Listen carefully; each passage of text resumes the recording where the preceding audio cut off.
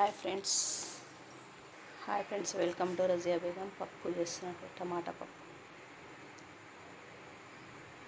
మా ఆడిబిడ్డ ఇంట్లో చింతకాయ పచ్చడి వేసి చేస్తాను.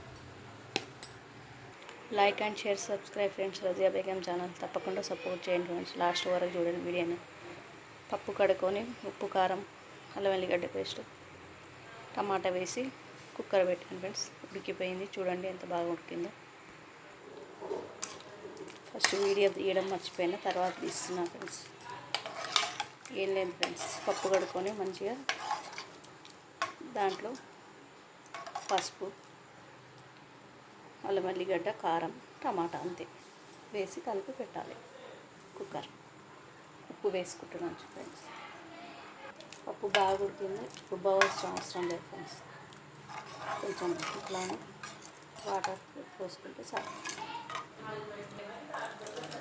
కొంచెం వేడి కొంచెం వాటర్ వేసి ఉడికించుకోవాలి ఫ్రెండ్స్. వాయిస్ డిస్టర్బ్ వస్తుంది, ఏమనుకోదు ఫ్రెండ్స్. వాటర్ వేసుకొని మంచిగా ఉడికించుకోవాలి ఫ్రెండ్స్.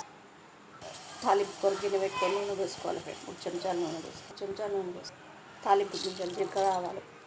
తాలింపు కొరకు కావాల్సిన ఉల్లిగడ్డ ఎప్పుడైనా తాలింపులు ఆవాలు ఎక్కువ వేసుకుంటే బాగా రుచిగా ఉంటుంది ఫ్రెండ్స్.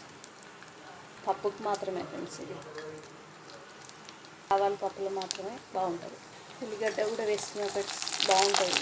మంచిగా ఉల్లిగడ్డ నల్లగా వేగాలి, మంచిగా వేగితేనే బాగా రుచి ఉంటుంది పప్పులు వేస్తే. Simple video friends. Like and share subscribe friends.